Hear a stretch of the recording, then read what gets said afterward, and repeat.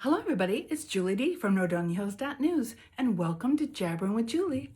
Hello, here we are once again. It's so good to see everybody. And yes, I can see you. Nice jammies, Ralph. Anywho, I know I said in my last video, I'm going to try to keep these short and just the three things. But there's so many more things happening in the three today. I'm just going to tell you. So, but I will keep them short, and you'll just have to read the articles to find out more information about what's going on. First of all, we just put up an article about the Macedonia police reports, and I don't know if you were in town last Friday in Macedonia, on 82, not far from Dave Cosmic Subs in that area. There was a car fire, and food. Let me tell you, food. So we just put up an article that Ground Zero has a new chef / owner. His name is Frank Porcelli, and I got to taste some of his food. And then there's new menus, new events, adult things, kid things. We just put up the article yesterday, and the food, I had one dish and it was so good. And I'm sure I'm going to have to work my way through the menu is what I'm going to have to do. I know it's a tough job. But anyways, article went up about that. Now, I normally don't talk about rumors, but I love new restaurants. Actually, I like new shiny things in general, and especially new businesses. So obviously, Coco Bella's closed. I heard there is a new business going in there. We don't know what. We don't know if it's a restaurant, could be a bookstore.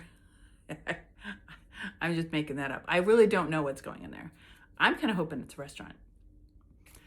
And speaking of restaurants, in Sagamore, we all remember the Tuscan Vine and Loose Moose and Black Rose and all of the places that were in that one spot. Well, now we heard there is a restaurant looking to go in there. Nothing official, no lease has been signed, but there's a restaurant looking to go in there. And the same thing, believe it or not, with the front part of that building that used to be 7 to 7 Mediterranean food. Again, nothing official, just talking. But when something's official, I'll have more information. Stay tuned. So, the restaurant scene around here might be getting even more spicier than it is now. There's a new pet business over in the plaza near Rosati's. I think it was in the spot that used to be the other ice cream place, Ebony's. So I think the Pampered Paw is now where Ebony's used to be. I'm going to be finding out more information about that. As I said before in previous video, there's MV Games in Norfolk Village is now open. They're where the veterinarian place was before, real close to the cake shop. I can't remember the name, sorry. There's a lot going on. There's a lot going on. And that's why I had to say it twice. That makes no sense.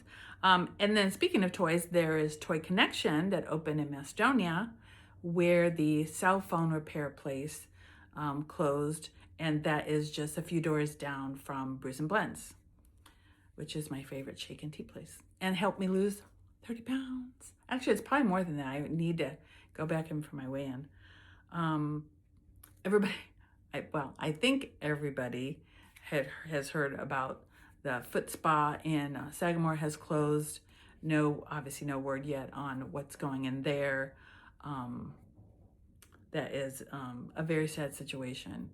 Human trafficking is not funny. And but on a happy note, I know on Nordonia Hills News a couple years ago, I posted every week. I posted a different chapter of the story I was working on, which had a different name at the time. But anyways, I had always wanted to write a book, and I always heard that was a good way to do it. Write a chapter at a time, put it up on a website, make a book out of it, and I did. It was, just like any other major project, a lot of tears, happy tears, frustration. I mean, it was the first time I did it. So I was blazing trails for myself. And, maybe other people too. I'm trying to get the word out to other people that it's easier to self-publish these days. Amazon makes it easy. And I had a ghostwriter. I had AI assistant, but it's not like AI wrote it for me.